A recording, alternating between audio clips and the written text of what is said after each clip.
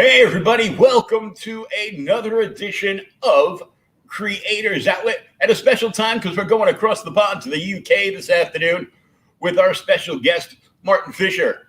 Please remember to subscribe, comment, and share. And here we are. Welcome. Howdy doody, neighbor.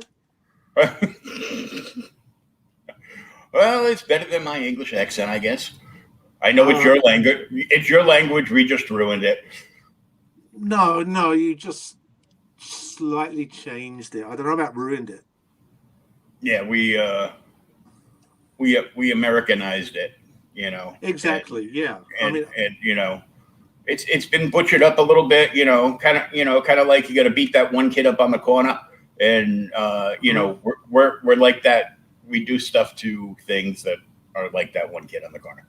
Well, it's always weird for me that when I come to America on vacation, I have to kind of change the way I say half the words there. It's almost like a new language. Yeah, and you have to be careful the way you ask for a cigarette. Mm-hmm. Very careful. But I don't smoke, so luckily I don't have that problem. Oh, yeah, good. So the book is called The Radiant Sight. Yes. And it's a very radiant sight. Indeed. And I want to start sharing a couple of images here. And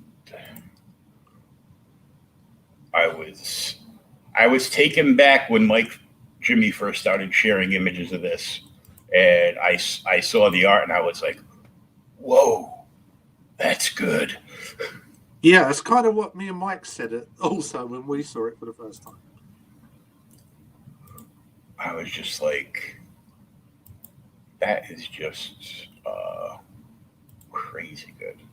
Yeah, we were very, very impressed when the cover came through. That's for sure.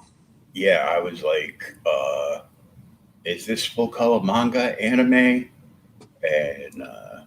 And he's like, no, it's K-drama. It is. It is K-drama inspired. K-drama inspired. So it's a dramatic filled book. Is it soap opera-esque or just something else?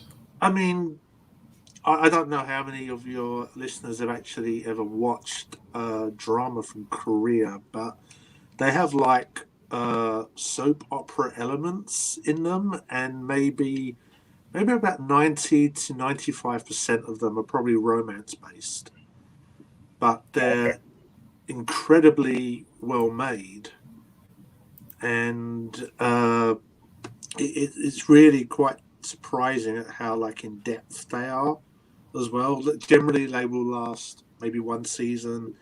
There'll be 16 episodes, but each episode will be an average of about an hour long. Mm-hmm. I'd say, without any commercials or anything like that.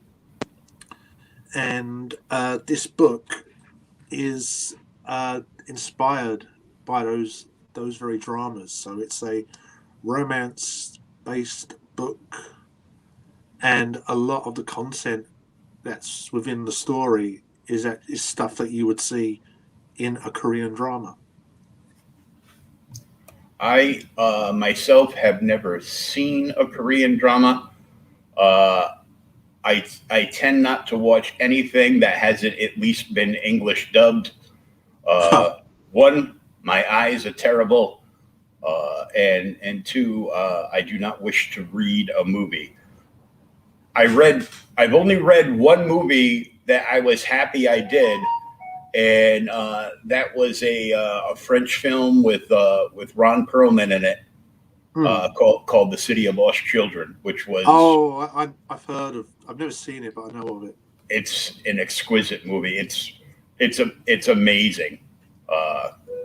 It's got aspects of everything, pretty much everything I like the different sci-fi genres, like, kind of like all mixed in, and there's element of the hero's journey in there as well. So it's it's very interesting and provocative. I really enjoyed that. But on average, now I'm disabled in a wheelchair, so I'll be sitting in my recliner, and I'm like a good 10, 12 feet away from the screen, and even then, I can't switch programs until I put my eyes on and can defuzz everything. I can see the TV, okay, but if it's something I want to watch specifically and pay close attention to, I got to put my eyes on because I'm nearsighted. I'm nearsighted with double stigmatisms, so I can read comics fine. Like everything from here to here is good, but my monitor is like another 6 inches past my knuckles. So I gotta put on my eyes to work on the computer. So yeah, I mean some of them are English dubbed, but not many of them. I mean, if you can't stand looking at subtitles, then maybe watching one or trying one would be a little bit of a challenge. But if you don't mind looking at subtitles, then give one a go. At least try 1 or 2 episodes just to see how people like them. Yeah, at the moment they're generally what I watch. So I will definitely I'll definitely look into it to see what I can see. I know I don't pay. I pay for my internet at a special rate because I'm disabled and I have a child under 18 and all that. So I lucked out there, but I will not pay for cable, satellite, or streaming. I dropped all my streaming platforms quite a while ago, and I discovered Pluto TV, which is free. I discovered Tubi, which is free, and a handful of others, and a lot of the free channels on Roku devices, and so I'm pretty happy. Yeah. I know Tubi's got a fairly extensive library as far as like foreign films and TV shows go. So I will definitely look into trying to find some K-drama on Tubi to see, to check out so I can get a better feel for what the book will be. Yeah, I mean, you're not going to lose anything by just trying 1 or 2 episodes. If you don't get on with it, then don't watch the rest of it. But there's even though the majority are romance based, there is actually quite a lot of diverse genres and storylines that they have. So one of the best ones that I personally have seen is called The Beauty Inside, and it's about a lady who's a famous actress who once a month actually transforms into a totally different random person for about a week, and then transforms back into herself again after that. And that sounds cool. For me, that's a hell of a premise, for anything really, because there's so many possibilities. It's kind of like Doctor Who regenerating on a monthly basis and then regenerating back after a few days. It's crazy. Yeah, that's it's like I wouldn't mind transforming into a person not in a wheelchair, a person not in a wheelchair that was rich, so I could buy myself a few things and get on with my day. Yeah, that's what I mean. And also the person that she transforms into is totally random, and she can go from being, I think she's in her late 20s to her early 30s. She transforms into someone who's 7 years old and is a boy. It's that wild and random. Yeah, that's going to be a shock. Pretty much, yeah. And then if you throw the romance element into it as well, then it just gets a little bit more crazier.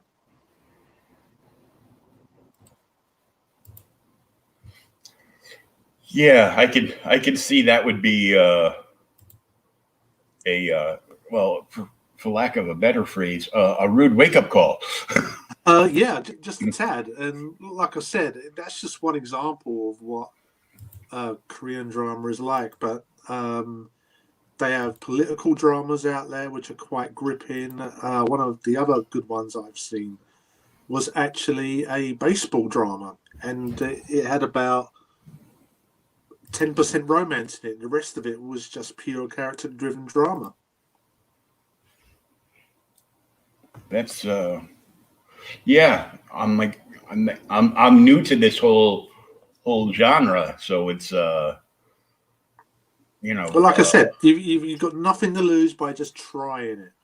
And if you don't get on with it, then you watch whatever else you want to watch. I will try just about anything. I always like discovering new platforms and different ideas, which is what brought me into indie comics like way back in the 80s and 90s too. Was I mean, I currently have a loathing for Marvel and DC comics immensely right now. Right. I still love the characters that I fell in love with as a kid and a young man. I hate what they've done with most of these characters since I was a kid or young man. I don't mind, character changes, but going, the direction that they've gone, I'm like, no, I can't do it. I've gone. Well, one of my friends in America, he's actually writing a DC book at the moment. Oh, how very sad. He's writing The Flash. Oh, okay. That's one of the rare ones I actually still enjoy. Oh, okay, yeah. His name's Jeremy Barlow. He's done quite a few of the Lego superhero movies. Oh, yeah. As well, yeah, and he's doing the monthly title on The Flash. Very, very cool. I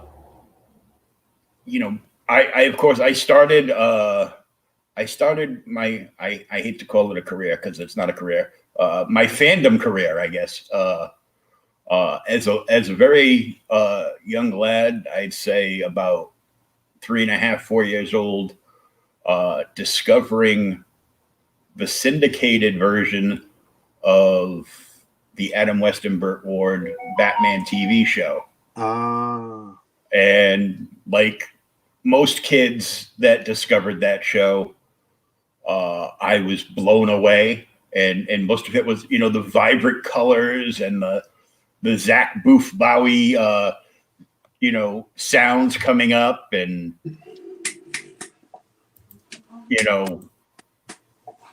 just being shocked by,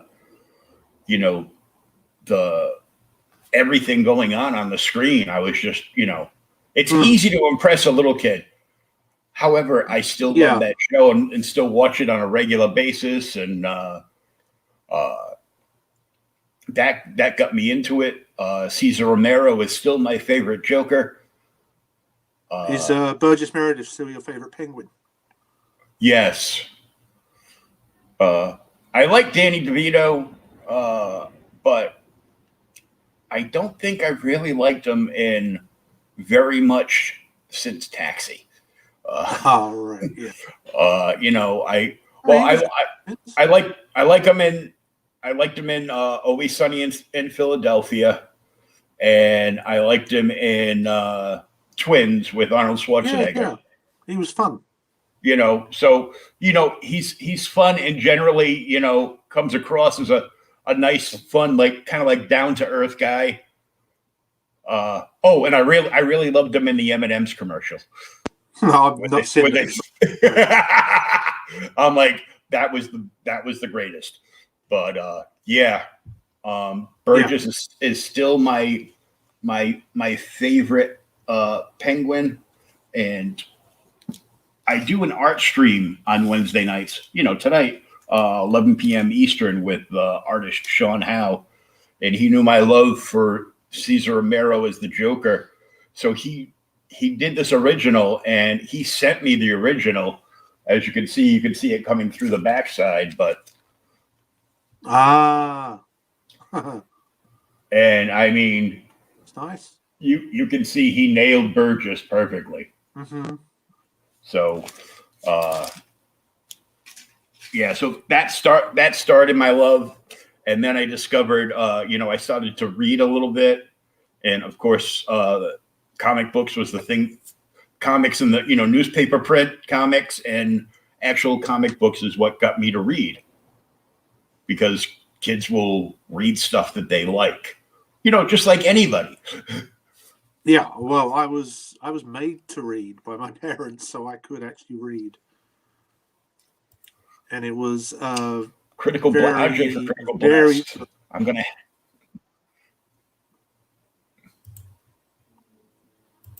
Yeah, I was made to read like very simple 3 to 4 year old books, and I would practice almost every day until I nailed every word in that book, and then that's when I started reading comics after that with the Beano and the Dandy. If you've ever heard of those.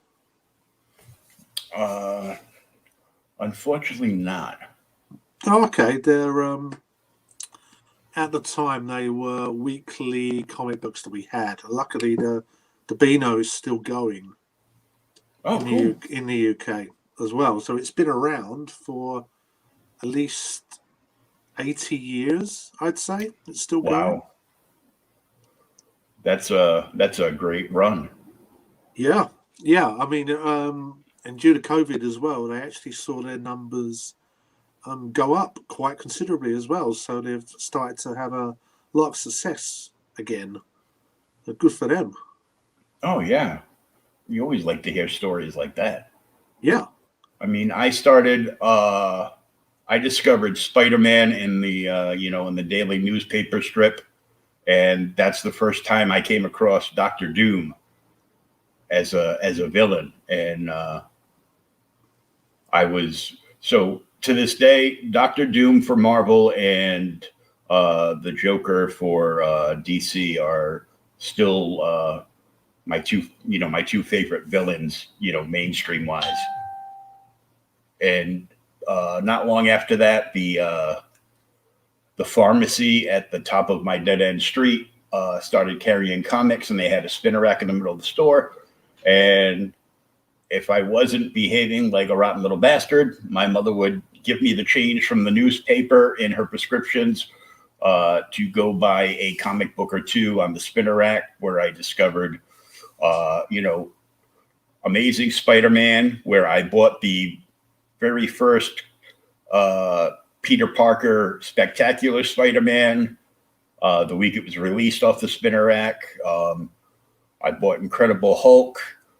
So Spider-Man and Hulk were my two mainstays from Marvel, and then of course Batman and Detective. I still have the very first comic I ever bought. I still have. And then I discovered team books like Superboy and the Legion of Superheroes, and some of the Harvey Toon stuff. I would buy Casper and stuff like that here and there. If it was up to my mother, and she wanted to buy me a comic, she would search through until she found an Archie. And I was like, "Oh, couldn't you buy me a superhero book?" But in the long run, I'm like, I read it and I liked it. I just didn't want to admit that I liked it. So we didn't. I mean, for us, it was a little bit different. We didn't necessarily have spinner racks because there weren't a lot of comic book shops during the early mid 80s and that kind of era. So you'd have to go into newsagents and just see what was on the shelf. Mm-hmm. And my go-to comics were generally always Dandy or Beano or Star Wars Weekly. Oh, nice. Star Wars. Yeah, which were obviously our Star Wars Weekly was just a reprints of the Marvel comics that you guys had. Yeah, and then after that, we used to have the annuals, the kind of hardback annuals that we'd get comic book strips in, So that's where I saw Superman for the first time in cool. one of those. And I didn't get introduced to like Spider-Man and those guys until I saw the cartoon Spider-Man and His Amazing Friends. Love that show. That's where I saw Spidey and Firestar and Iceman, Goblin, Doctor Doom, and then we also had the Incredible Hulk cartoon. Oh yeah, as well. And I think I saw, and then there's the classic Spider-Man. I saw the classic Spider-Man cartoons after that, and also a couple of the 4 ones as well. Oh, cool. I remember the classic Spider-Man cartoons, the '67 run. That's the one. Yeah, that's and the one. They used to play that on one of the UHF channels out here when I was a kid. So I'd get home from school.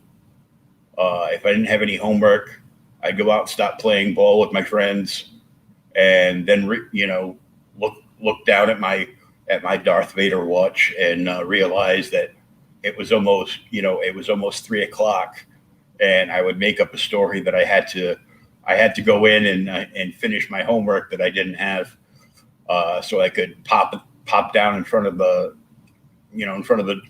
tube and watch an episode of Spider-Man. Yeah, I mean, for us, we also had Battle of the Planets as well, which are really oh yeah, G-Force, aka Gotcha Man. Yeah, it was in the years after that I discovered its Japanese origin. But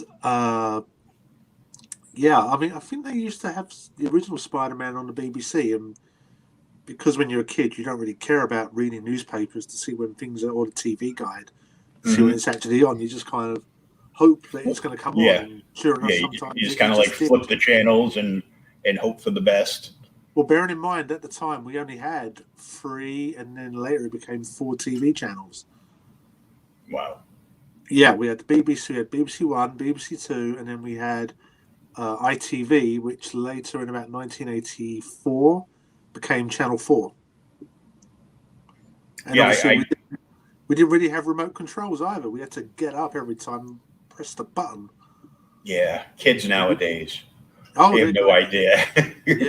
Yeah. I mean, even back in the day when we had a VCR, but my family had a Betamax machine, not a VHS, and it had a remote control with it that had a gigantic lead that led into the VCR, and that didn't really work. So we still had to get up and press the damn thing every time we wanted it to do something.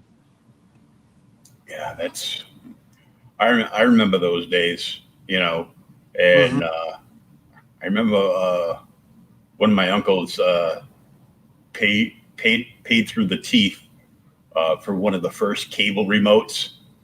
Oh, and it wasn't a wireless remote, so it was like this 25-foot long cord that went from the front of the cable box, and you would hope that it didn't get ruined, so you didn't have to get up from the couch to change your channel anymore.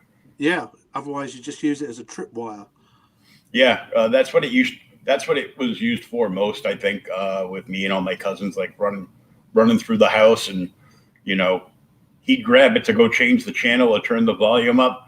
Next thing you know, the cable box and the remote were being pulled away from its destinations, and we were like, busting our faces on the wood floor. So yeah, that sounds kind of familiar. Yeah, just a little bit. So what should I tell you about this nice radiant book that we're doing? So why don't you give us the pitch for the book, like a basic oversight. Okay, so the story is about a lady called Kim Bittner. So in Korea, they usually say the family name first. So her name is Bittner, and basically she lives in this rundown town on the outskirts of. There is like a massive, gigantic, very nice gleaming city in the far off distance.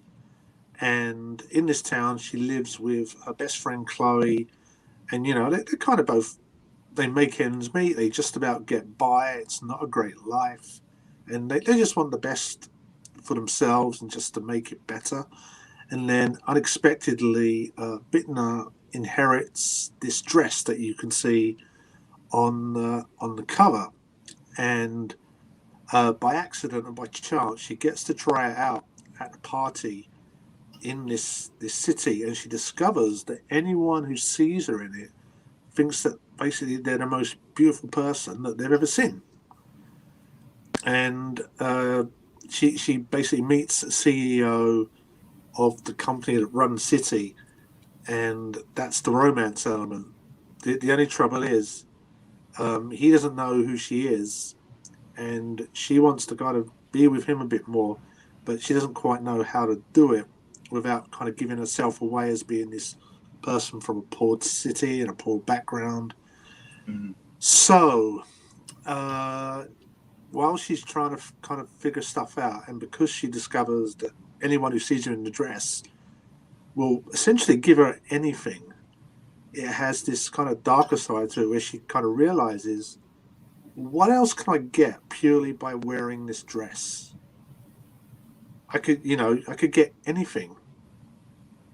And so that element starts playing into it as well, where she tries to, she's actually she starts to be dishonest about stuff and about things around her. And there's a lot of questions that she has to ask herself. And also when her friend gets involved in it as well, it gets more complicated.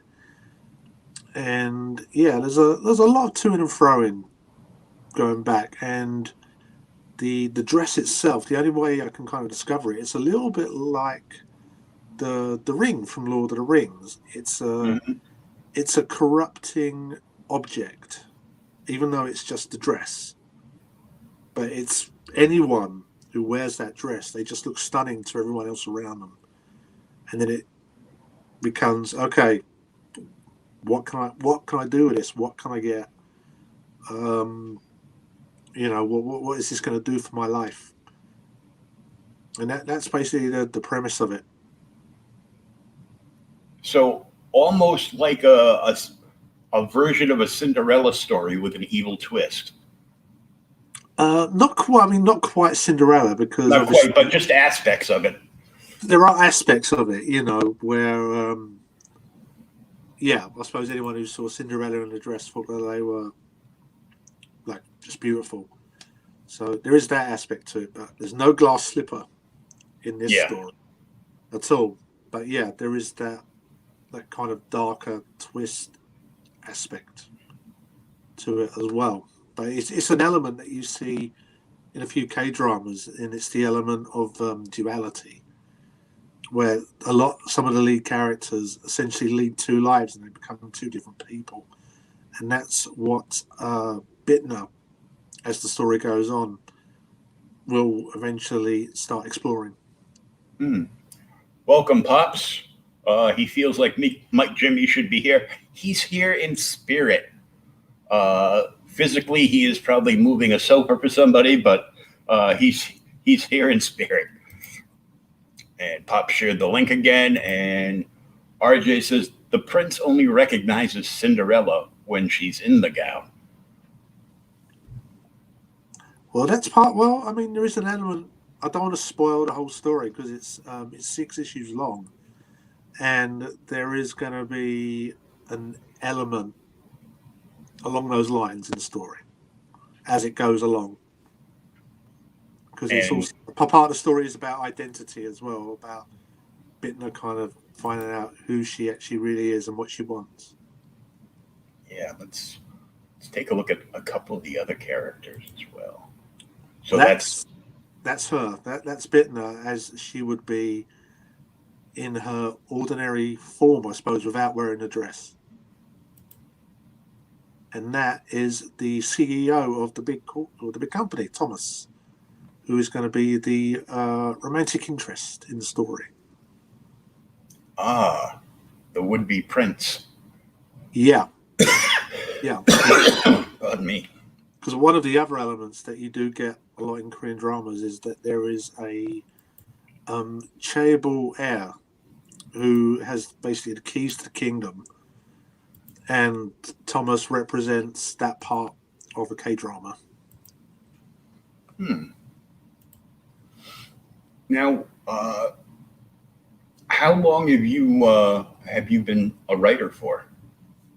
Oh, I mean, on and off, I've been doing it for about 15 years, whether it be in indie comics or in the Star Wars comics or the Lego comics that I've been doing for a few years now. So you wrote. What are some of the Star Wars comics you worked on?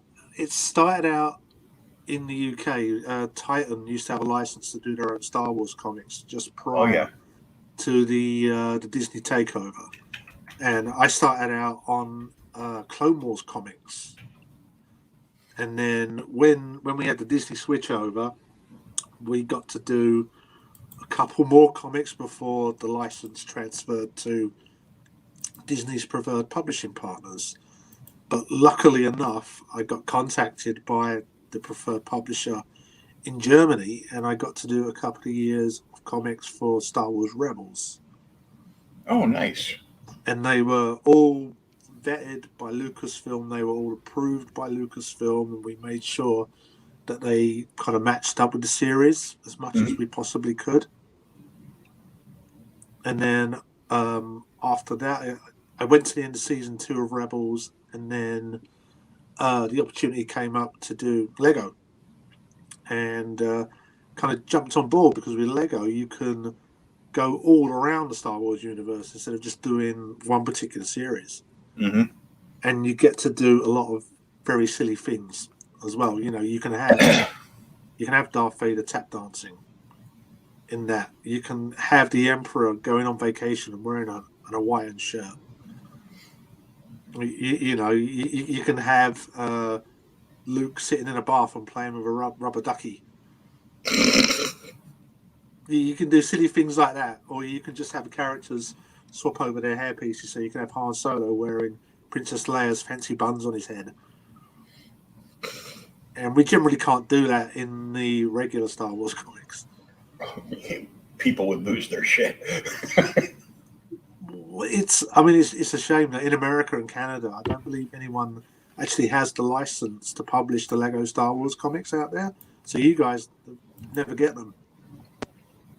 Yeah, they want to keep everything uniformed out here in a certain way, so only certain things are seen, and a particular way of doing things, which is too bad. Well, all it takes is one company to basically pay for the license rights, because all of our Lego stuff, we still go through Lucasfilm. They have to approve all this. So it goes through the same vetting process that the guys at Marvel and IDW have to go through for their comics.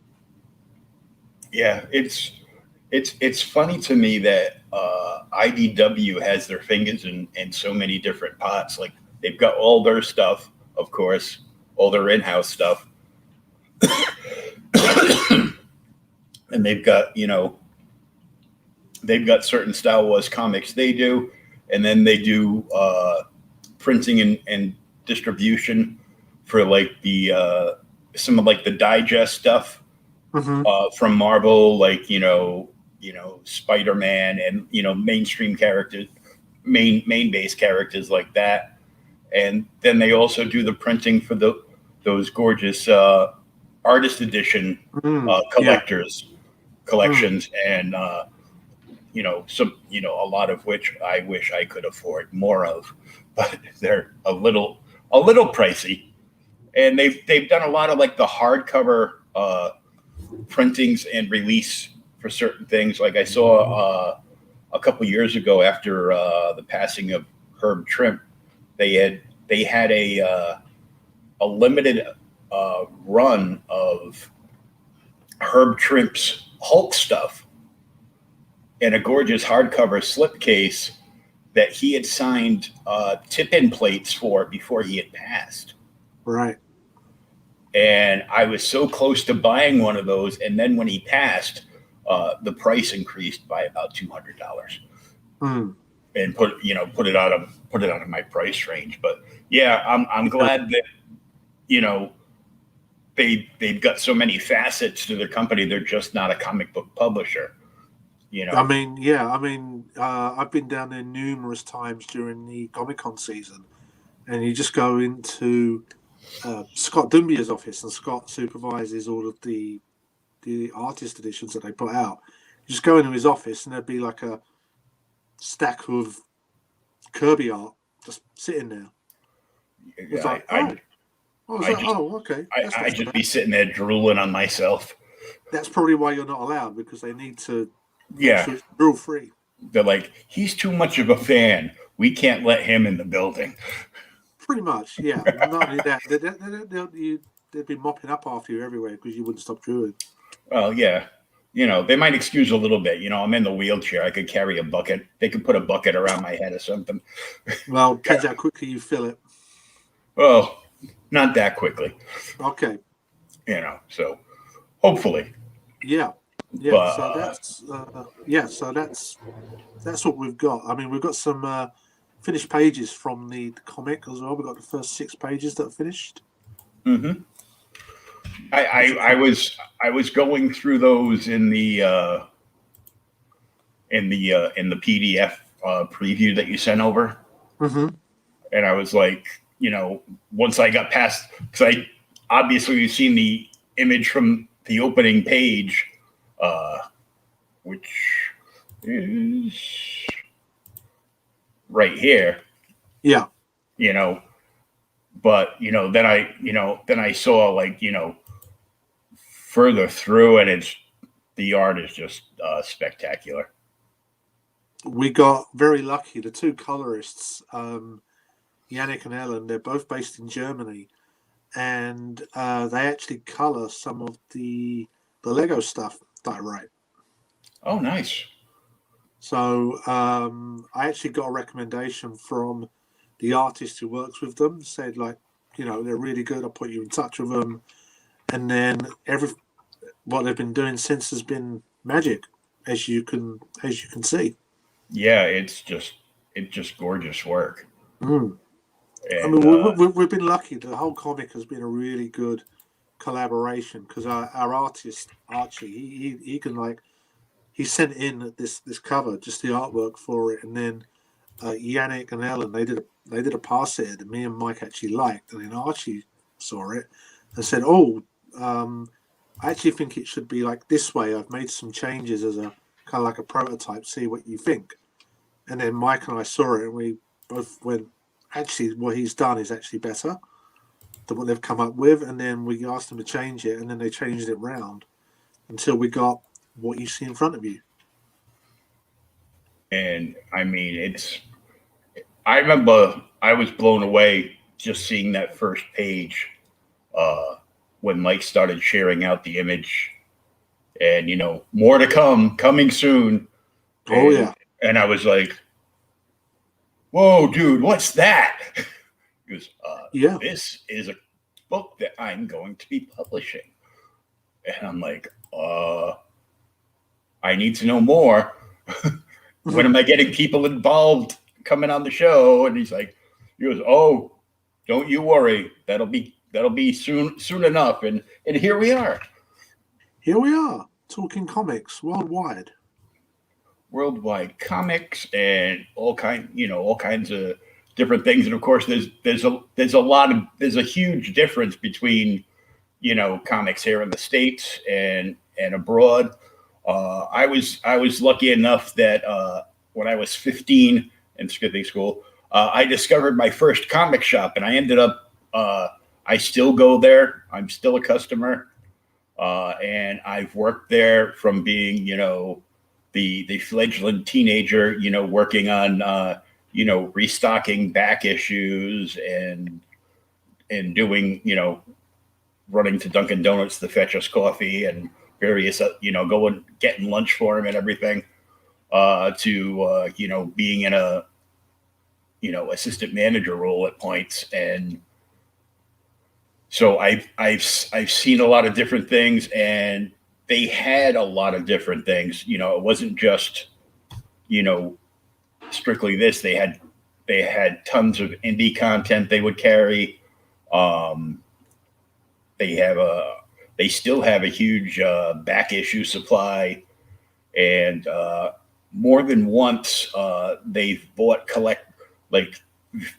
fairly sizable collections off of people that included lots of the 2000 AD magazines. I mean, I confess, I never really read any of those when I was growing up, the 2000 AD stuff. It was, I think, a little bit too dark because I was so into Star Wars at the time, and I just basically said, it's not Star Wars, I'm not reading it.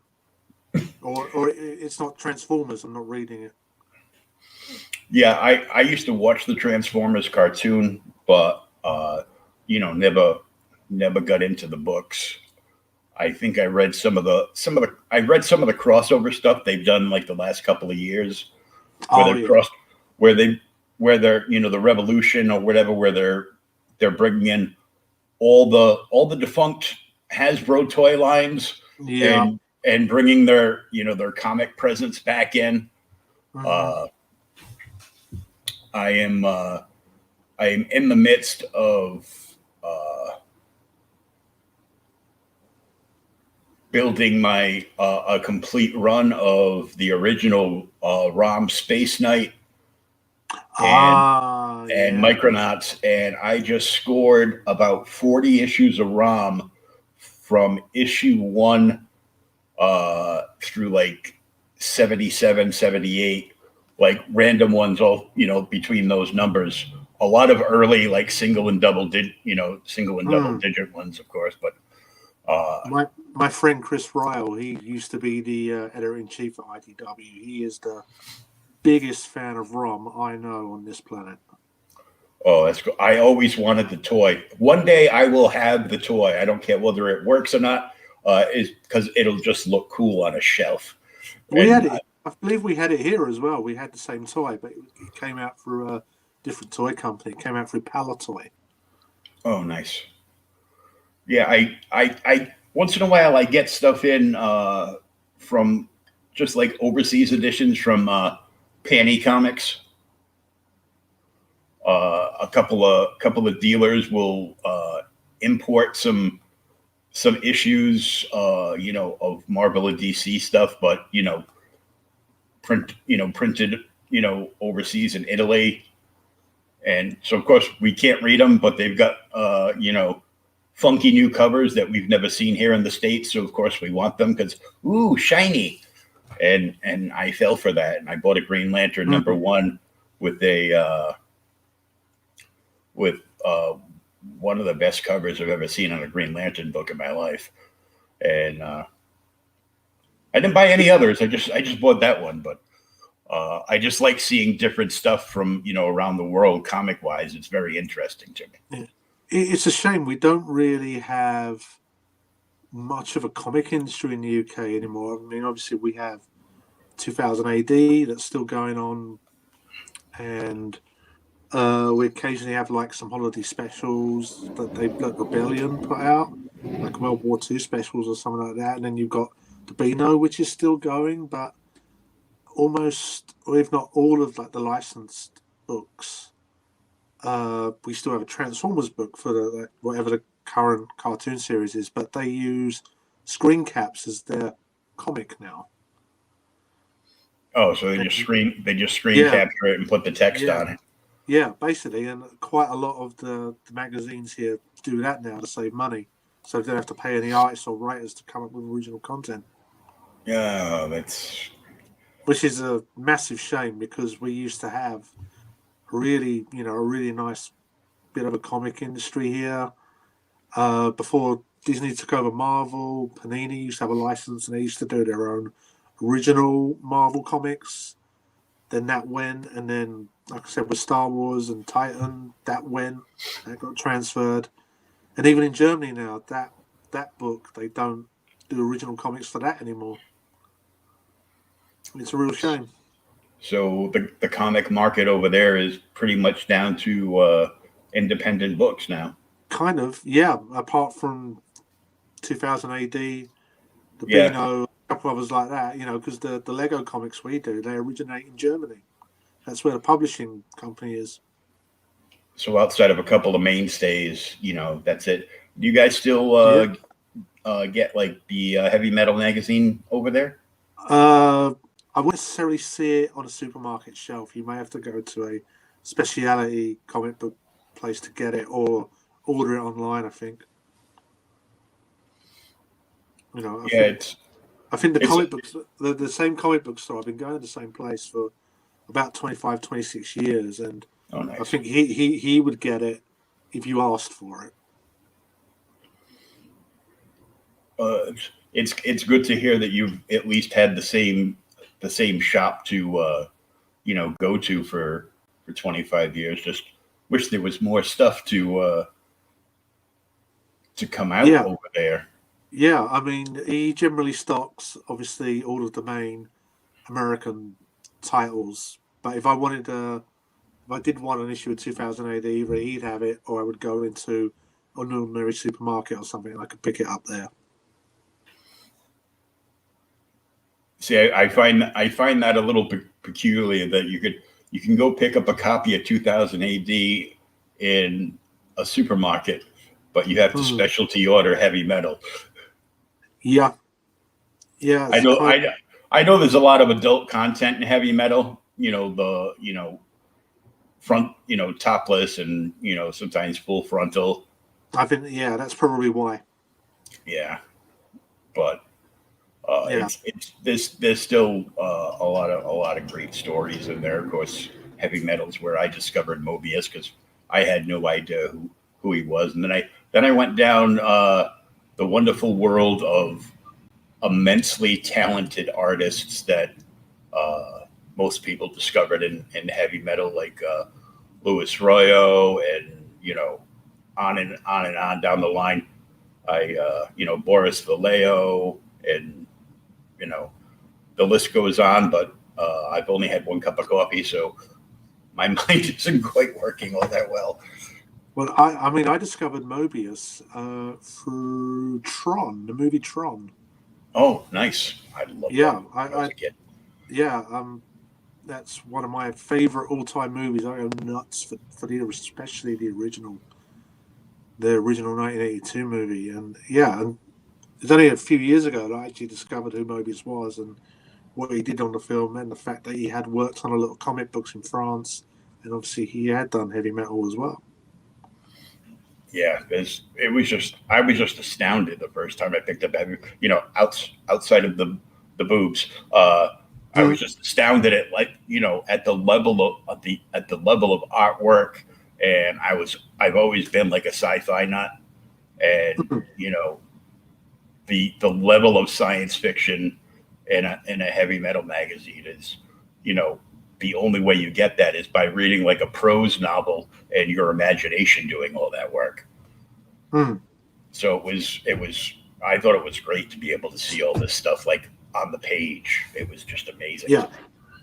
I mean, the good thing about our book is it's gonna be printed, obviously, the size of a European comic book, so it's going to be bigger than your regular sized American comic book. I'm already prepared through Mike Jimmy. Yeah, there you go. That's the first Life on Cora book I did with Mike. Yep. He sent me 1 through 3. I just ordered 4, and he's just waiting for the patches to come in. And I bought a sketch off him that he did on one of my live streams of the Joker he did in black and white for me. Oh, nice.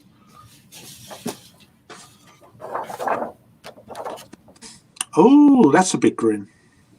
Yeah, I'm like, that's very cool. That's very old school, and I love it. I've got a bunch of original commission pieces, of course, of the Joker. But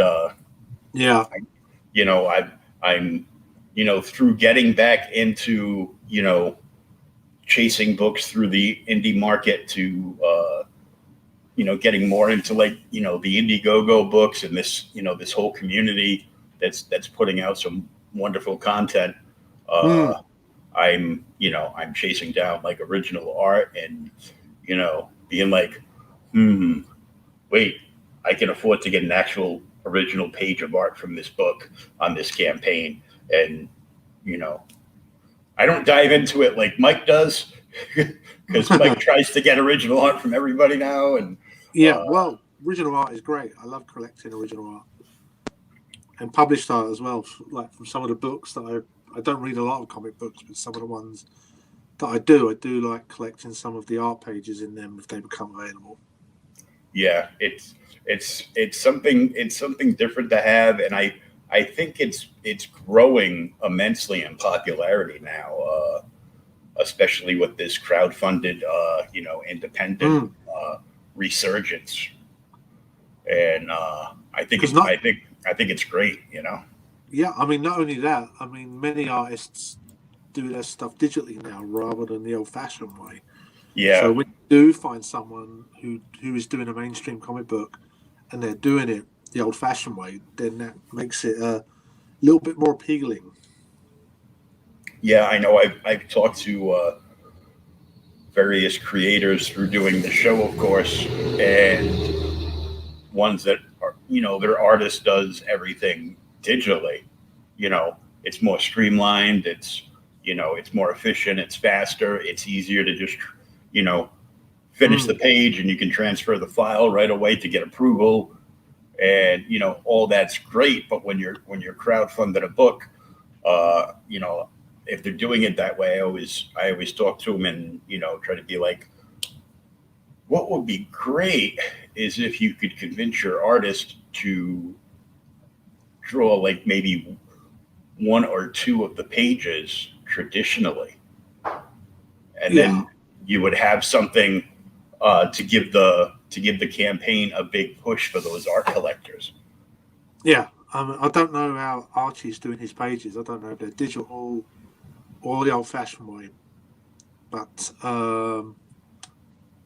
have to find out. I have to find out from him exactly what he's doing. But can you show everyone any of the pages on the PDF? Yes, I can most assuredly do that. Cool. I can share this. And then we go here. And here. Boom. Here we are. Of course, there's the opening page. Yeah. Yep, there it is. Into the cityscape. Yeah. There's going to be a lot of stuff taking place in that tower. And this is where the love interest his business is located.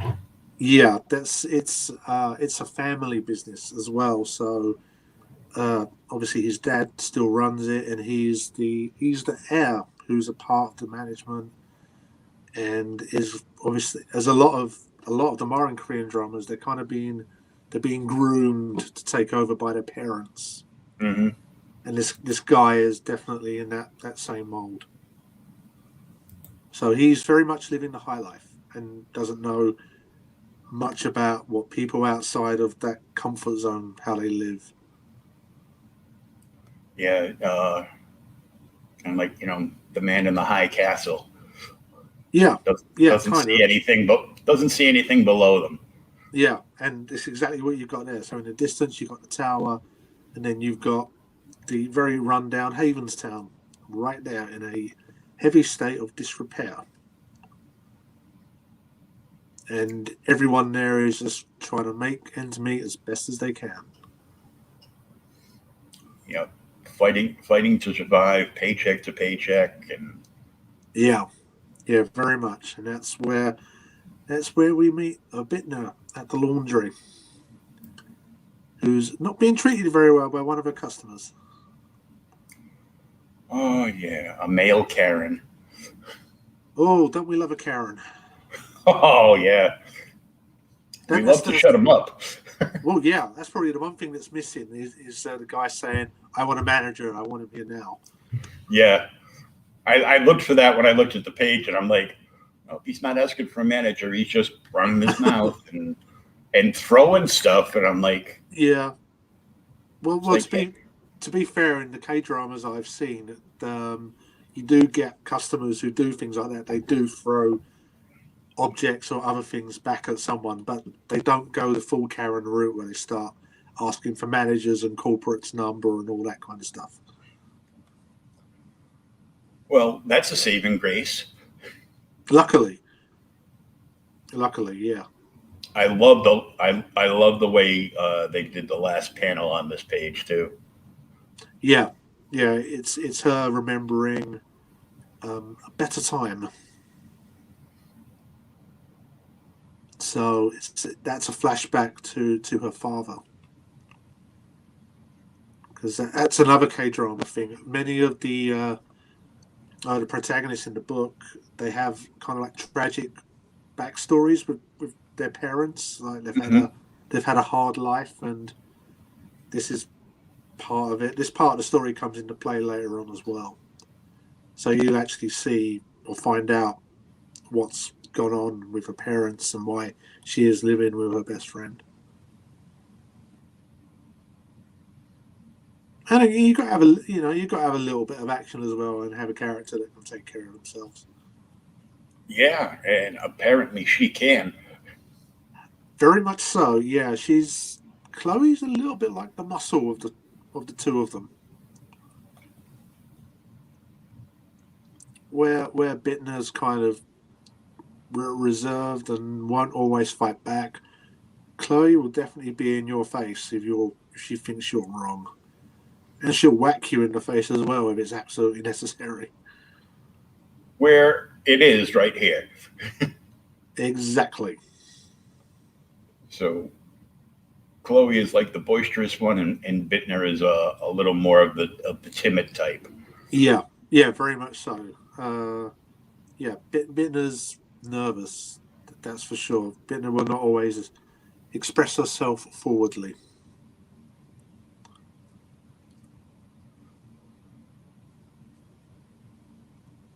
And then, it's just the two of them talking about what life is like, how they get by, and how basically they want something better out of their lives than what they've got.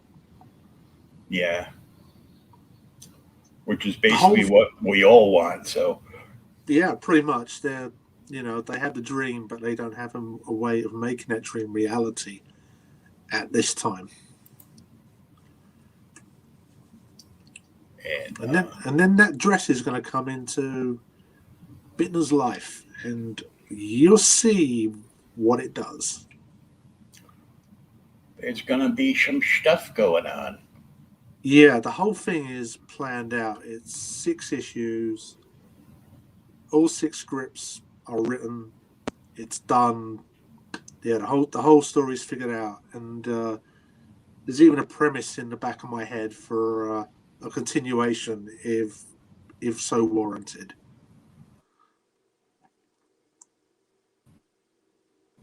Very nice. Is this book going to run? Oh, say again? How many pages will this book be? Oh, I believe it's 32 pages, this particular one. 32-page count? Yeah. All right. Yeah, and all the subsequent ones will be 31 to 32 pages as well. 32-page books, and let me pop this up as well. Share. There it is. The pre-launch page is up. The link is in the chat. And if you sign up today, you can receive a 25% discount on your copy. I have already signed up as soon as Mike shared this page. I signed up on the pre-launch already. So we want people to go to the pre-launch page and sign up. Get your 25% discount for your for the copy that you'll receive today, and be notified upon the launch, so you can check out the full campaign and maybe find out a few more things that we haven't discussed here today. Yeah. I think we're going to be launching it at the end of September. Is when the campaign actually goes fully live. So yeah, just a month away, just about. We are very ready to rock and roll on the book, and we really hope that people will come along and support it, and then hopefully we can get the other 5 issues out to complete the story. Yeah, come for the art, stay for the story. Yeah, hopefully. Right. Fingers crossed. Fingers crossed. So every good book is usually a combination of both. Yeah, I mean it's for me it is a little bit of a passion project, because I've been watching the dramas, like the Korean dramas, now for a couple of years, and so it's really something I wanted to try and at least have an attempt at doing it in comic books, and I think we've pulled it off, and I hope people will come and check out the book and agree with us. Oh, for sure. Why don't you let people know where they can find you and follow you on social media so they can see everything you're working on? Yeah, I'm on Twitter at TronProgram2, and Captain Kirk appears to be wanting to beam you up. Yeah, that's my phone ringer. Okay, yeah. So I'm on Twitter at TronProgram2, and I'm also on Instagram as well. And my profile there is martin.fisher.77. Oh, cool. And then so you'll see some stuff on Twitter, and you'll see some stuff on Instagram about the project, and some other stuff like the Lego things we've been working on too. And also, I had a story recently in an English indie anthology called The 77. Have you ever heard of that? I have not heard of that, but okay. Yeah, it's a UK-based anthology. A lot of fans of 2000 AD are a part of it on the creative teams as well. Issue 6 came out. It's the beginning of a story in that. The first 5 pages came out in that, and then the next 5 pages will be in the next one, and the next 5 pages will be in the one after that. And the artist on that is actually a very great guy called Charlie Gillespie, who used to work on 2000 AD. Oh yeah. Yeah, he's done the artwork. He's done a fantastic job on it. Wonderful. I love anthologies because it gets you like a wide variety of talent across the board. A lot of which you might not have been aware of prior to reading that volume. Yeah, I always like getting new talent in front of my eyes. So if it's something I like, I'm gonna stalk them online. And but not too much. No, just the online presence, just to follow them enough to see what's what they have available in the creative market that I might be interested in. I'll send you a link after the broadcast ends to that anthology anyway, so you can see it. Oh, excellent! Thank you. No problem. So we want to thank Martin very much for coming out and talking to us about Radiant Site number 1. The pre-launch is in the chat. Please go sign up today. Get 25% off your copy when you pledge to the campaign. And we will. For having me on.